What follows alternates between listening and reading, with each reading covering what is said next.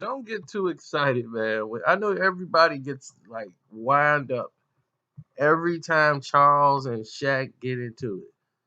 Whenever Charles Barkley and Shaq get into an argument, I mean, they do this every year in the playoffs, and it's the same argument over and over again. Whenever those two collide, they always got their telling points that they know they gonna throw their jabs on each other. You know Shaq gonna talk about Barkley ain't got no rings. You know Barkley gonna tell Shaq Kobe and Dwayne Wade carried his coattail. This happens every year in the playoffs. They'll be arguing over soup. Man, what you mean, Chucky soup? It got too much sodium in it, Shaq. You can't eat that kind of soup. It got all that sodium in it. You mean tell me you gonna eat that? Chuck, you don't know nothing about soup. You don't know nothing about this. Now shut up. You ain't never no, see, you ain't never won no rings before. See, I'm 3-time MVP, NBA Finals. That's all I gotta say. Look, that don't change the narrative about the soup. You wrong, Chuck. You wrong.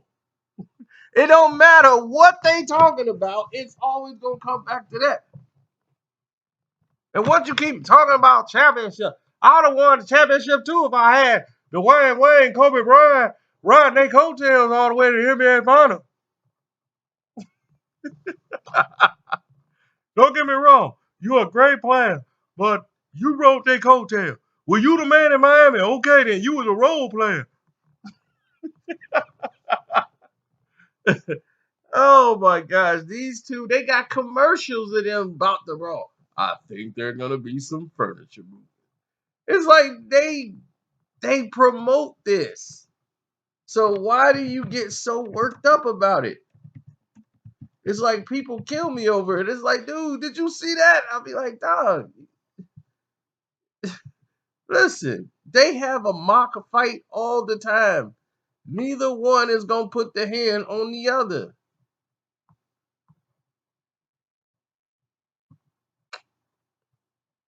You know, it's good marketing for NBA TV like TNT,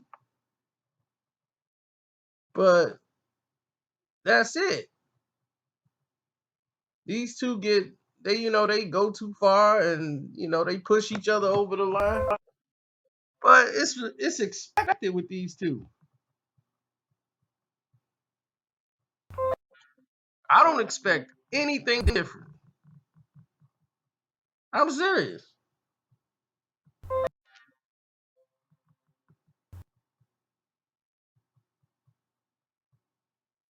So I'm sorry if I don't share your enthusiasm over the Charles Barkley and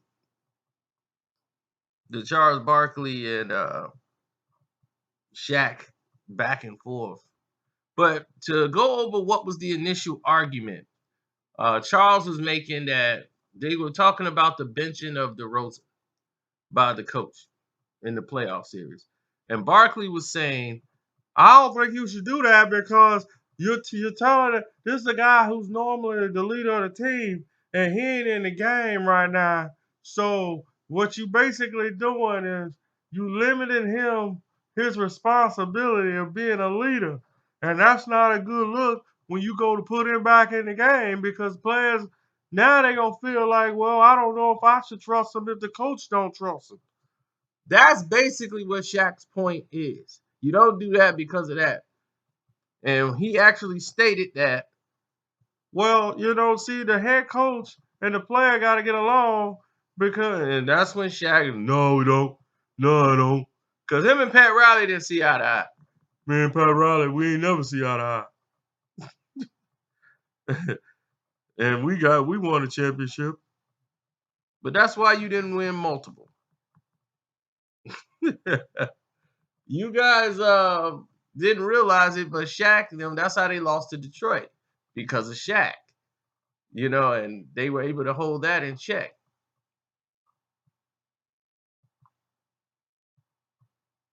So I was very excited about that too. I was so mad that I didn't even watch that game because I thought they were gonna screw Detroit, and I went to the Cubs game instead. I had a date, went to the Cubs game, but I was very happy to know after the Cubs game, Detroit Pistons. beat the Miami. Yes. Yes. So to advance. So I'm telling you, flat away, flat out, straight cutting to the chase, everything. This was one of the greatest moments ever, as far as they could have had a very intelligent conversation about it and got more into what was going on with him and Pat Riley, which we've already heard the rumors. But him and Pat Riley, and all the things that Shaq would like to do wasn't going to be allowed on a Pat Riley team. Pat is the star of the team. He's going to run it the way he going to run it, and that's it. So there is no wiggle room. And Shaq coming from the LA parts, that's another story.